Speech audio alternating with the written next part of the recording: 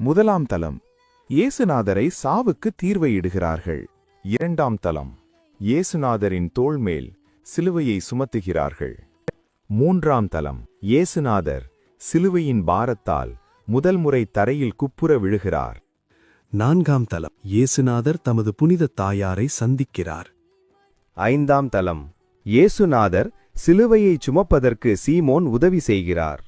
ஆறாம் தலம், இயேசுநாதர் சிலுவையை சுமப்பதற்கு ஒரு பெண் துடைக்கிறார். ஏழாம் தலம், இயேசுநாதர் சிலுவையின் பாரத்தால் இரண்டாம் முறை தரையில் குப்புற விழுகிறார். எட்டாம் தலம், இயேசுநாதர் யூத பெண்களுக்கு ஆறுதல் சொல்லுகிறார். ஒன்பதாம் தலம், இயேசுநாதர் சிலுவையின் பாரத்தால் மூன்றாம் முறை தரையில் குப்புற விழுகிறார். பத்தாம் தலம், இயேசுநாதருடைய ஆடைகளை களைகிறார்கள். 11ஆம் தலம், இயேசுநாதரை சிலுவையில் அறைகிறார்கள். 12ஆம் தலம், இயேசுநாதர் சிலுவையில் இறக்கிறார். 13ஆம் தலம், இறந்த இயேசுவை அவர் தாயார் மடியில் வைக்கிறார்கள். 14ஆம் தலம், இயேசுநாதரை கல்லறையில் அடக்கம் செய்கிறார்கள். லோகத்தில் இருக்கிற எங்கள் பிதாவே, உம்முடைய நாமம் அர்ச்சிக்கப்படுவதாக. உம்முடைய ராட்சியம் வருக. உம்முடைய சித்தம் பரலோகத்தில் செய்யப்படுவது போல பூலோகத்திலும் செய்யப்படுவதாக.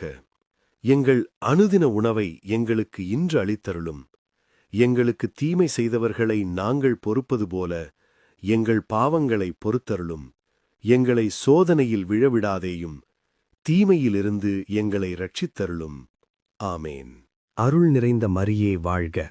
கர்த்தர் உம்முடனே, பெண்களுக்குள் ஆசீர்வதிக்கப்பட்டவர் நீரே. உம்முடைய திருவயிற்றின் கனியாகிய இயேசுவும் ஆசீர்வதிக்கப்பட்டவரே. அர்ச்சிஷ்ட மரியாயே, சர்வேஸ்வரனுடைய மாதாவே, பாவிகளாயிருக்கிற எங்களுக்காக இப்பொழுதும் எங்கள் மரண நேரத்திலும் வேண்டிக் கொள்ளும். ஆமேன். பிதாவுக்கும் சுதனுக்கும் பரிசுத்த ஆவிக்கும் மகிமை உண்டாவதாக. ஆதியிலே இருந்தது போல இப்பொழுதும் எப்பொழுதும் என்றென்றும் இருப்பதாக. ஆமேன்.